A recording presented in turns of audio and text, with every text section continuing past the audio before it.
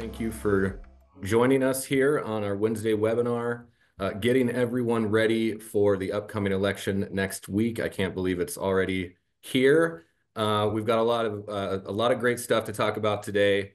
Very excited to have Secretary Phil McGrane on today. But before I turn it over to Katrina to introduce our guest, I just want to go over some housekeeping items. You've heard Nick say it, but if you do have questions, go ahead and please write those in the chat box and we'll get to those ASAP. If you haven't registered to vote, please make a plan to do that. You'll see a QR code that's going across the screen that will highlight all the voter information that you need to find your polling place, to register, all the good stuff, including another QR code there with IR's 2024 general election endorsements. One last thing I'll do before kicking it over to Katrina is reminding everyone that Idaho Realtor Day at the Capitol will be on February 4th, 2025. So keep an eye out for that, but go ahead and mark that on your calendars for February 4th. And with that, I will let Katrina introduce our guest. Thank you, Max. Before I introduce Phil, I want to remind people the QR codes and the link that is in the chat box now about the voting is incredible. So if you haven't been reading the newsletter that we've been emailing, there's like a whole paragraph on information on everything you need to know about voting. I've been copying and sending that to anyone I've sold a home to this year and even last year. And I've been getting tremendous feedback just in my own personal sphere of people grateful for the information, knowing where to go and what district they're in, especially if they're new to Idaho. They just don't know those things. So it's a great, easy touch for your sphere. So incorporate that into your business as well. So without further ado, Phil McGrane is a fourth generation Idahoan who loves this state. His happy, honest approach to public service earned him the opportunity to serve as Idaho's 28th Secretary of State. That's right, 28, right, Phil? That's awesome. Phil has definitely earned the title of an elections junkie.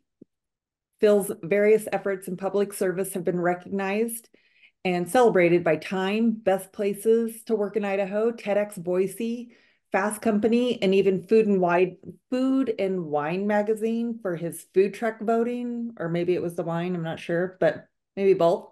So Phil, why don't you take it away? And thank you, Katrina, and thank you, Max, and really to all of you in the Realtors. I really appreciate all the work that you guys do and appreciate the partnership that we've been able to have. I don't know if Hensley's on, but between Max and Hensley, we get to see these guys all the time. They represent you guys well here in the Capitol building. And it really is, for our office, a pretty exciting time. We're so close to Election Day. There's a lot of voting that is taking place. I'll touch on some of the stats and information that we've got this morning. Already, what's fascinating, we've been watching it really closely. Early voting, absentee voting has been really active for this election. So I don't know if anybody here has already voted. I'm guessing you know people who have. We've already hit over 300,000 voters for this election. That's more than the entire primary election in its entirety. And we still have a week to go, including Election Day. So a lot of voting is happening. It's great to see so many people engaged. I think that what we're seeing here locally, lots of in-person early voting. I can't recall a time where we've had more in-person early votes at this stage than absentee, but that's what's happened. So as we head into Friday, which is the last day for in-person early voting, the lines just keep getting longer, more people interested. I expect that we'll see that spill into next Tuesday, where we expect record turnout. And part of the reason we expect record turnout, one is obviously big election, president on the ballot. The other reason is there's a bunch of Idaho realtors who keep selling more homes to new people in Idaho. So you guys are, an interesting fit in all of this because Katrina, as you mentioned, when you're selling a home, like you guys touch people at a time that's significant where often it's their introduction to the state and to the processes and what's happening here. So hopefully this morning I can share a couple resources that we have specific to this election. I'm guessing many of you may know about some of these, but I just want to highlight a few key things that we've got leading into next Tuesday, because there are a lot of questions. Obviously, President gets most of the attention, but I know people in your industry are acutely aware of the impact local government has on decision making, whether that's land use planning issues, whether that's schools, just how we run our elections, other things that we'll see on the ballot this election. Yeah, I just want to be able to highlight it. So one of the first things I want to focus on, and I know chatting with Max, I'll get into some of the neat, fun stuff that some of you have seen me share in the past, but it's just really focused on next Tuesday is the tools that we have available. So I'm going to share my screen. Hopefully this works easy enough. All right. This is the voteidaho.gov website. This is the one-stop shop. We put a lot of work into this leading into the primary election and this election cycle. So it's a revamped voteidaho.gov website. Hopefully many of you have visited it. I know in the chat group, this is one of the links that was shared. So as Max said, if you need to register to vote, here's where you go find out that information.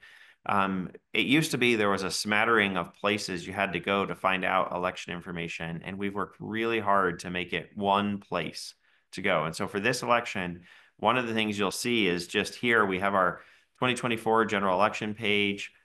This is where we can find out all the information for what's coming up for this election. So I'm going to just take us into the deep dive, but this gives us all the tools and information any of you or anybody else might need in terms of making a plan to vote. That's our biggest encouragement for people. So if you're talking to clients or anybody else, tell them to make a plan. If they have questions, to go here.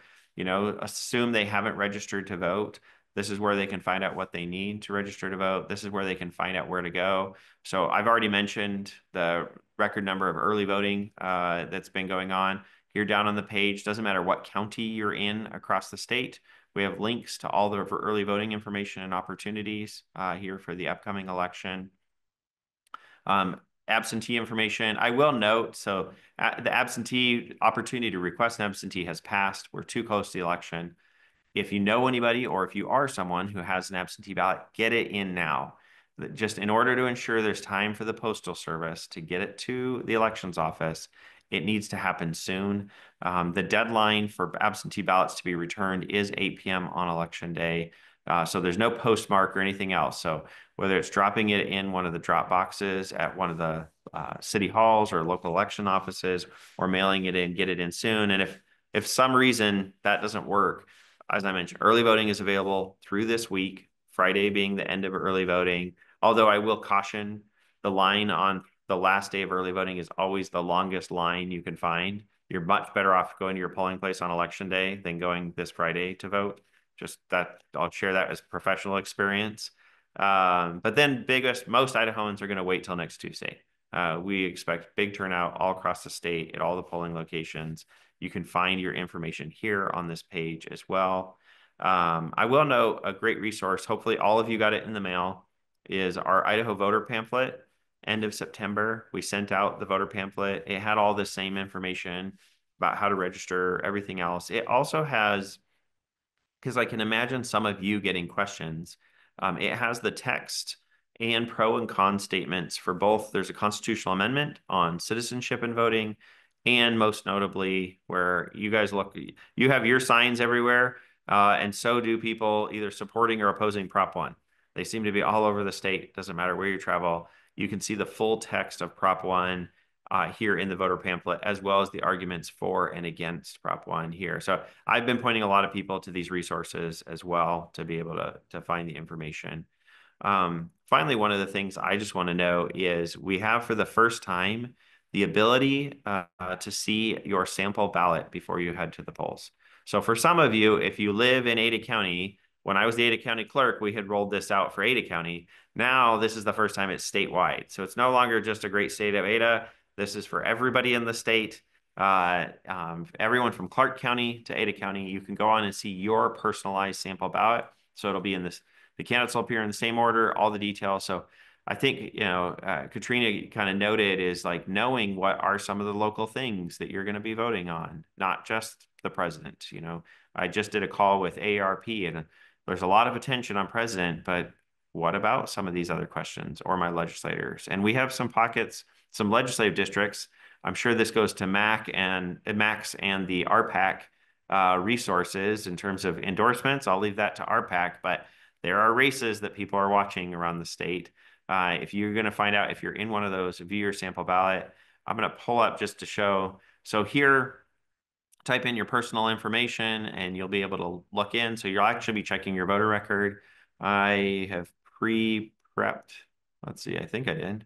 Where is, nope, look, I locked myself out. How did I, maybe not. There we go, here I am. Here is my information. So this is where you can check to make sure you are registered to vote, that your registration is current, any other information. So right below your registration information is your sample ballot. So if I click on mine here, it'll download. And hopefully you guys can see this, but get to see the actual vote I'm voting on. So here's the questions. I don't live in a very exciting part of the state, so I don't have nearly as much as others do. But if you're in, District 6, District 15, 26, there's some real elections to watch. So this is where you can see what you'll be voting on in detail. Beyond that, I will say a great resource here is below that is all the information about Election Day coming up. So what precinct, legislative district, congressional district you're in. Also find your polling place where it is.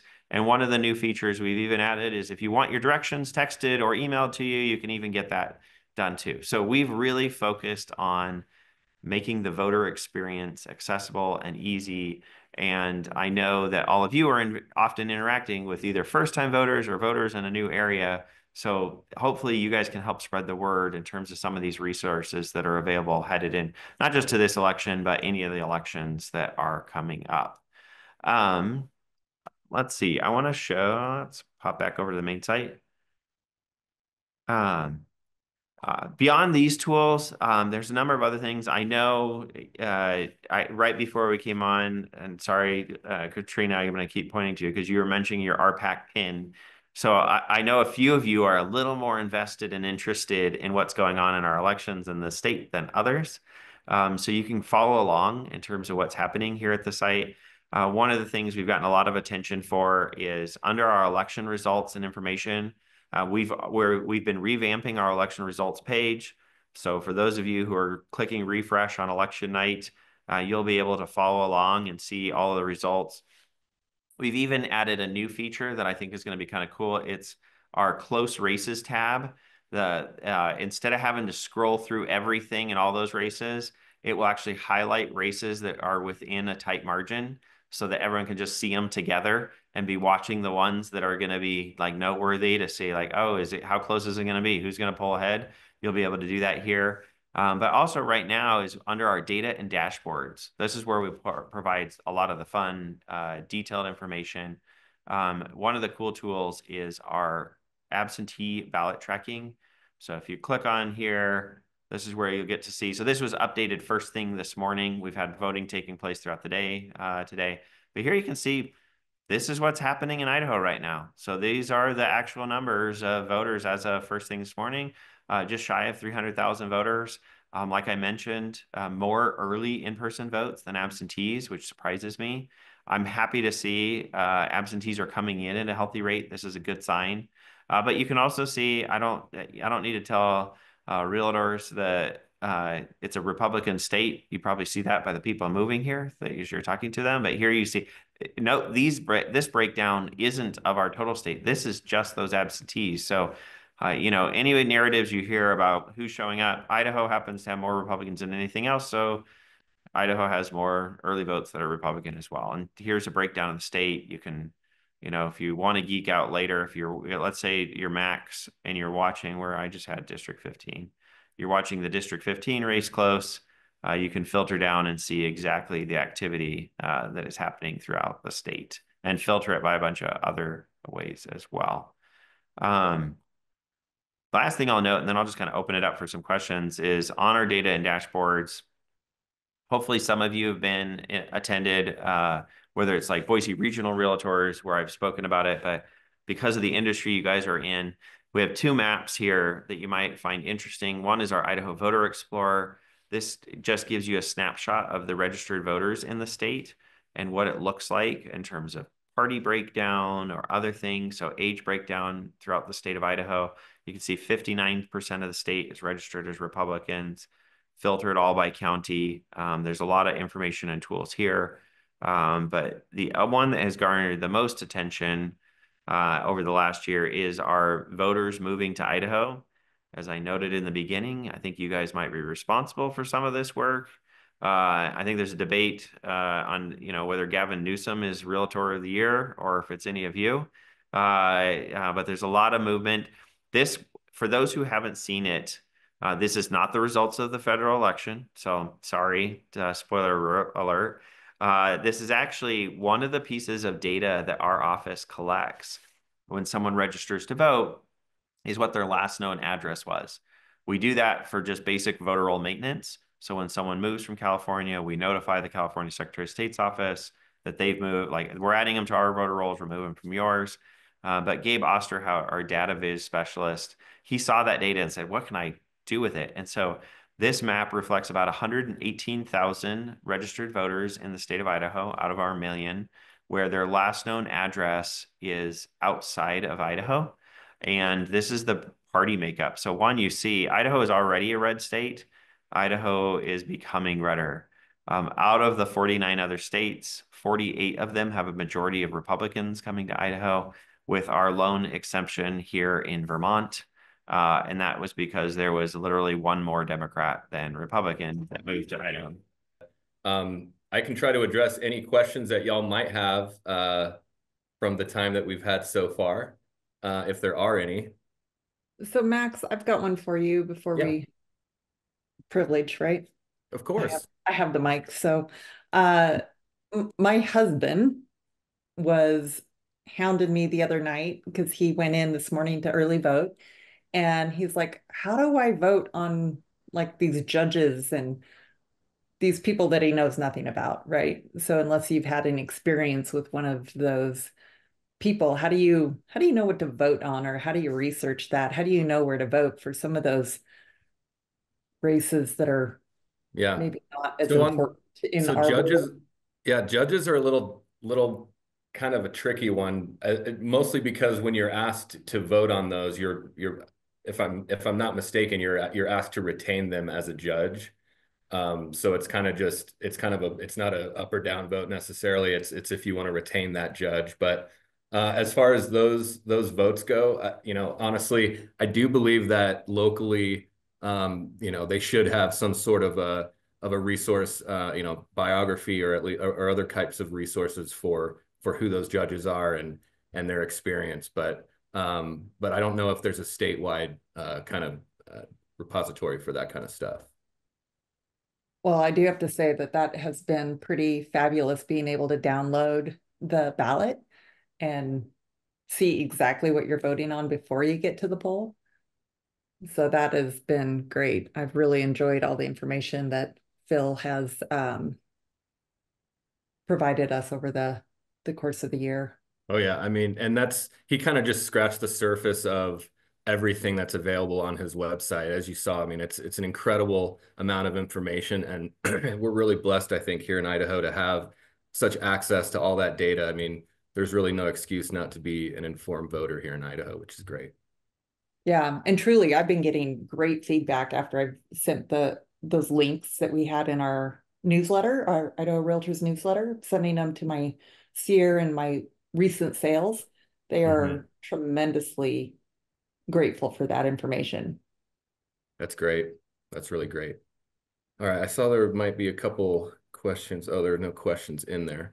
Are there any other questions that I might be able to try to address here? I think I haven't heard from Phil, but it'd be great if he could pop on, but I'm certainly not gonna expect that to happen. So we might have to call it a little bit early today, but are there any other questions out there? Madam President Max, one resource for judicial candidates is Ballotpedia, and I'll have Nick throw a link up to Ballotpedia. That's a great resource for some of those judicial candidates who may be running, even though it's a retention vote. That's one of those resources that I think is nonpartisan and looks at those. Thank you, Nick. looks at those candidacies and those races. And it also has both legislative and executive as well. So when those are all on the ballot, you can go to that resource and get some objective information on the candidates. Great, thank you. Is there any questions or concerns or confusion on Prop 1? I know a lot of people have been seeing tons of signs around town, and it's a super confusing topic. I don't know if you want to give a rundown of what that means, Matt. I mean, I can certainly try to, yeah. And real quick, there was a question on the chat about returning your absentee ballot. As Phil mentioned, though, if you are voting absentee, now you can't request one now, it's too close to the election. But if you know, to return those on time, they have to be back on election day by 8 p.m. at the election office. You can go and hand deliver those to an election drop box or into the election office itself. So. Thank you, Max. And then, okay, so as far as Prop 1, this is just what I know about it. So it's two parts, essentially two parts. You'll see most of the signage for Prop 1 is touting an open primary aspect to it, which is true. There is an open primary part of Prop 1, but the second part of Prop 1 is also moving to a ranked choice voting system here in Idaho. There's only a few other places in the states that have ranked choice. I know that Alaska has ranked choice, but I do think that it's on the ballot to repeal ranked choice voting in Alaska. I think this election cycle. So that'll be interesting to watch.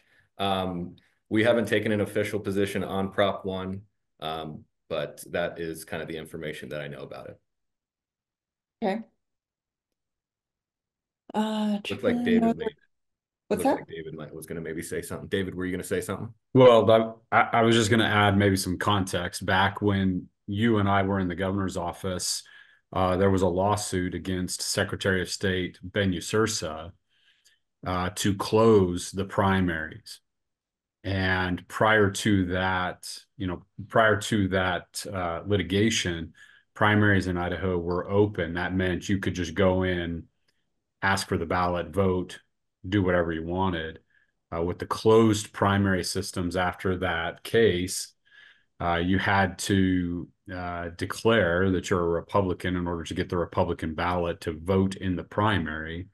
And that's been a closed primary since probably the mid 2000s.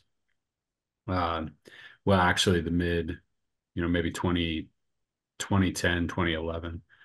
And so this would be opening the primaries to rank choice voting, but also, removing that requirement to declare your party if you're a Republican to go in to get the Republican ballot. So, on one side, you have people who are saying, hey, the First Amendment allows us the opportunity to assemble and to associate as a political party, and therefore we set the rules for how we will put forth our candidates. Others are saying the closed primary system in Idaho disenfranchises some voters, doesn't allow them to participate in some of the races, and so they want to move to the rank choice voting system. So I think that's kind of maybe an expansion on what you were talking about, Max. Yeah, I appreciate that. I did just get a text from Phil's office, and it's like a real-time evacuation, not a test thing. So we'll have to see what's going on at the Capitol building. So that's interesting. So I don't expect to see him back in our Zoom today, unfortunately. But it will be interesting to see, if Prop 1 passes. There's already been talk out there from legislators about the way that Prop 1 was being sold as only being an open primaries initiative. And there has been talk from the legislature about possibly repealing parts or all of Prop 1, because again, if it passes, the legislature is still has their say in funding and changing that program. So it'll be interesting to watch. Well, I think you could also count on another lawsuit. Oh yeah, definitely. I mean, the Republican, I think the Republican Party or parts of the Republican Party would maybe sue on the same grounds they did previously and were previously successful, and they'll bring the same lawsuit in federal court. And I can't imagine a different outcome. The federal judges haven't changed, and in my mind, I think you're going to see the same thing. So we'll see how all of that shakes out, but I don't know that the election will be the end of it. Yeah.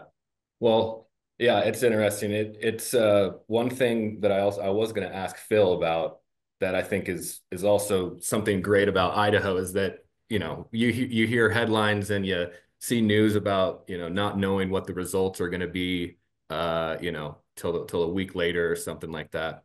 As far as I recall, we've never really had a problem like that here in Idaho. We know the results at least by at the latest the next morning. So we won't be expecting any late returns, or there'll certainly be late returns, but we'll definitely know the results of Prop 1 and all races in the state of Idaho by the next day at the latest. So Max, maybe before we sign off, it'd be good to remind people of the two legislative districts that Idaho Realtors have taken tremendous effort and to try to help those candidates and who those candidates are. Absolutely. So your trustee committee, your public policy and trustee committee, obviously, every election cycle, endorses candidates and chooses to get involved in different races and to different degrees around the state, whether that's a campaign check or an independent expenditure. Those are the mailers that you see come to your house. Those are the phone calls, the text messages, the digital ads, anything like that you see. We did choose to get involved in District 26, specifically with Representative Ned Burns. He's also the House Minority Caucus Chairman. Ned is also a Realtor member and sits on some very important committees for us, including the Revenue and Taxation Committee on the House side, which really is kind of our bread and butter committee on the House side. So we are helping him out there, doing some digital ads and some mailers. And also in District 29, we're helping out Representative Dustin Manwaring, who is the Majority House Caucus Chairman. Kind of shows a little bit of flavor about what our PAC is all about. It's not a Republican or Democrat thing. It's what's best for the industry and policies affecting our industry. So those are the two districts that we've decided to get involved in with some independent expenditures this election cycle. Yeah, Max, and thanks for pointing that out because we aren't just Republican. We're, as everyone likes to say, we're purple. We support the issues and the topics at hand. So those are two great examples of different individuals that we support. Absolutely. Well, folks, I'll just end on a couple things real quick and then I'll let Katrina sign us off. But I just want to thank everyone for showing up today. Obviously, we wish we had a little bit more time with Secretary McGrane, but hopefully we'll be able to get maybe a post-election update from him as well. But do really appreciate your time today. We're a dynamic group, and so things happen and we'll move forward. Katrina, why don't you end us out? Perfect. Thanks, Max. Thank you and David, both of you, for putting this together. And hey, look, we're all in the know now of what's going on at the Capitol, real-time alerts of what's happening down there. But no, truly, thank you guys. Get out and vote. Get your clients and consumers out there to vote if you can. And for those of you that'll be in Boston, I'll see you there. Awesome. Thanks, everyone. And again, don't forget about Realtor Day at the Capitol coming up February 4th, 2025. Keep an eye out for more information on that as it comes. We're also going to be having our legislative reception that night. It's actually going to be at the Hoff Building this year, which is a little bit closer to the Capitol and a new venue for that. So look for more information on that and mark your calendars for February 4th. Appreciate you guys.